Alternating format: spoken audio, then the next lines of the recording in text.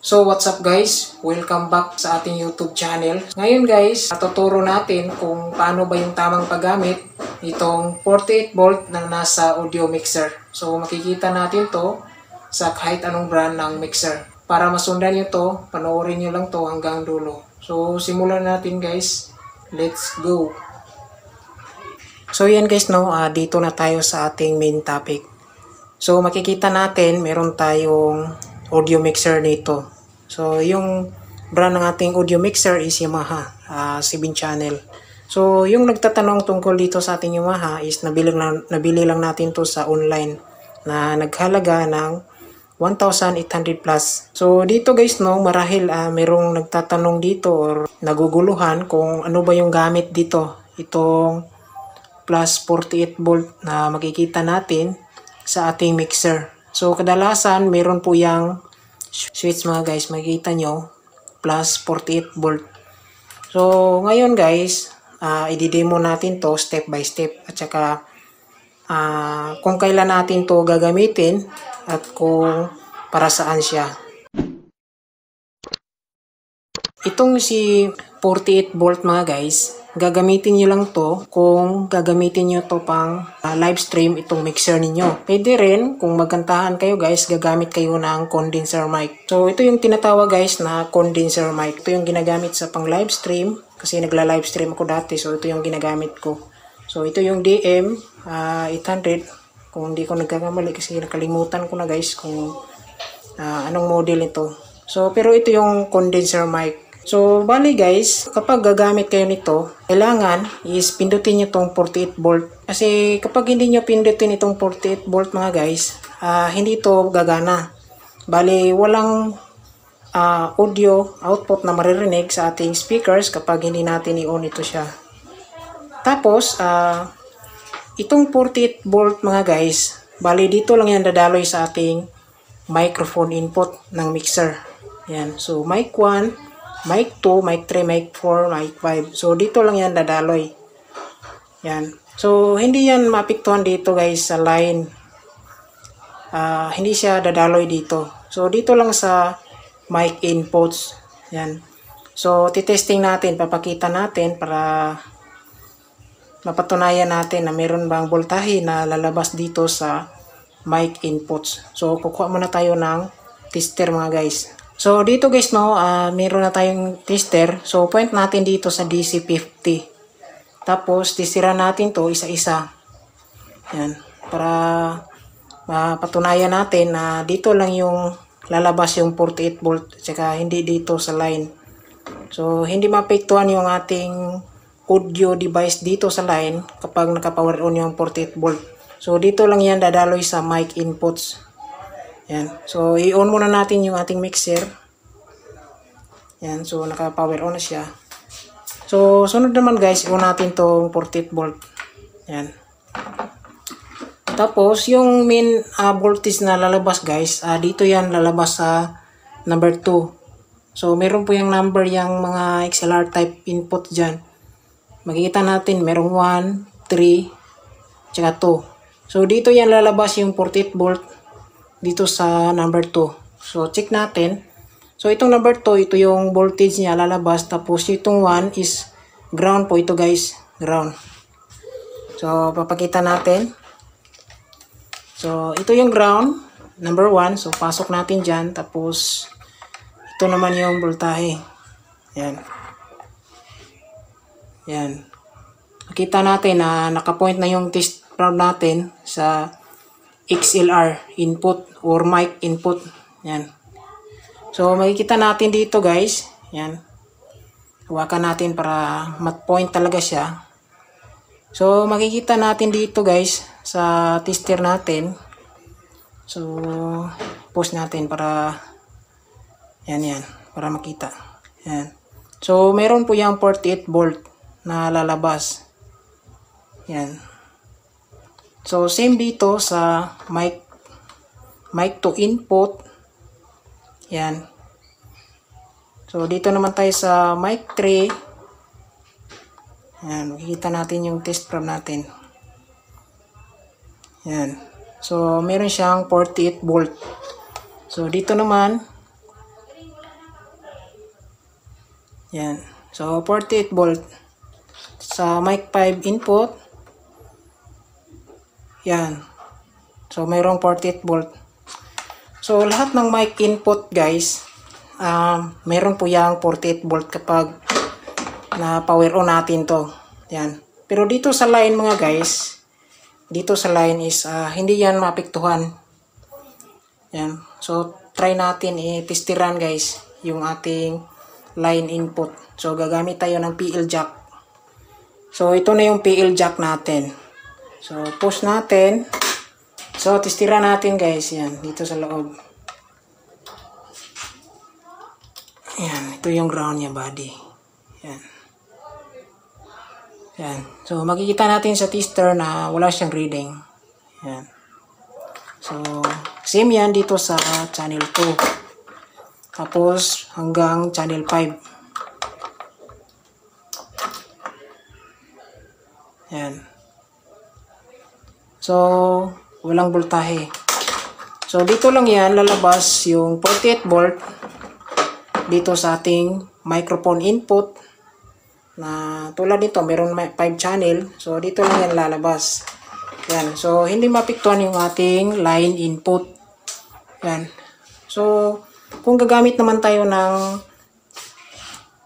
microphone na merong wire, so, wag nyo na i-on to guys. I-off nyo lang tong 48 volt dito. Yan. Kasi may tendency guys na sisirain yung wired microphone niyo. Dahil itong 48 volt guys, para lang po to sa ganito.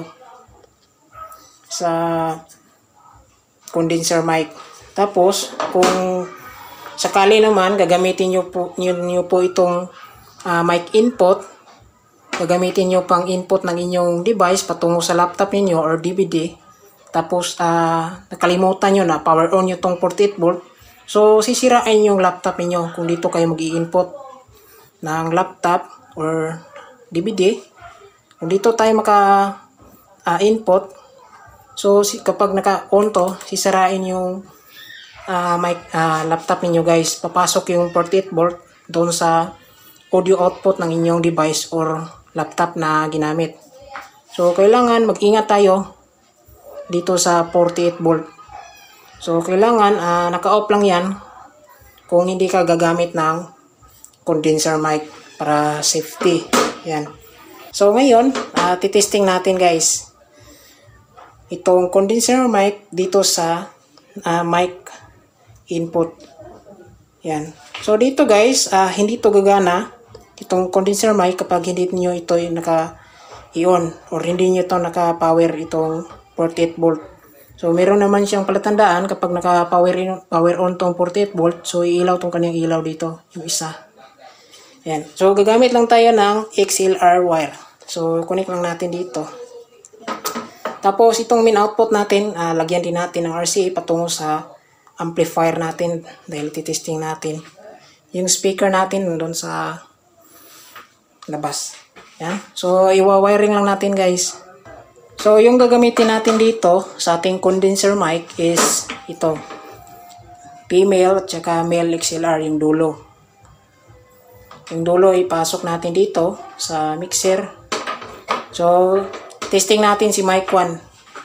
Tapos itong dulo is pasok natin dito sa condenser mic.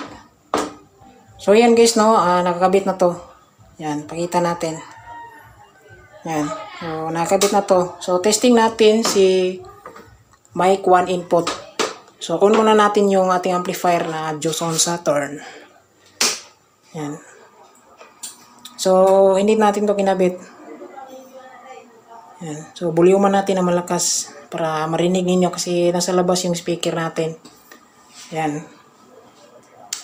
So, dahil dito tayo naka-point sa mic 1, so dito tayo magkukontrol ng volume sa mic 1. Tapos, si main volume dito is on natin yung kanyang volume.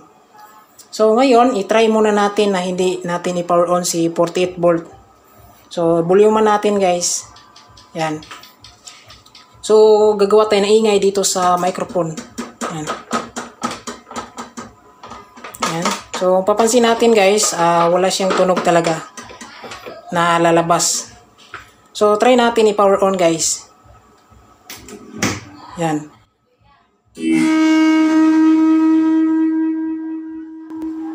Yan. So, nag-feedback pa siya dahil sa sobrang lakas niya na sagap ng feedback. So, ngayon, i-volume na lang natin guys kasi na-automatic natin off kasi nag-feedback tayo. So, labas, i-on na lang natin ng konti. So, yung mga mic effects pala naka-on. So, try. Kuha tayong ingay.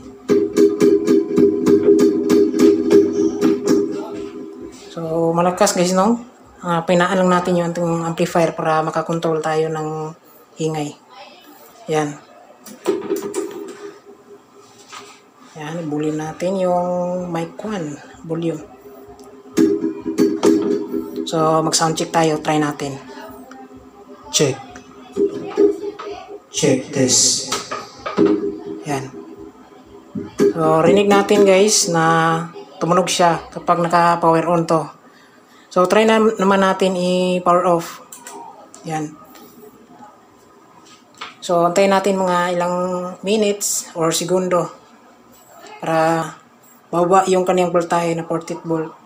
So, nawala na yung ilaw. Try natin. So, umina na siya tapos nawala. Yan. So, naka-volume yan ng mahina kasi malakas yung volume niya.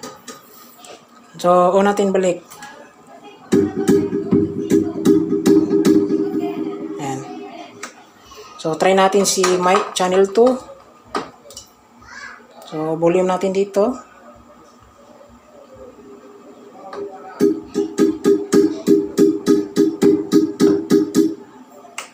So, mic 3. On natin.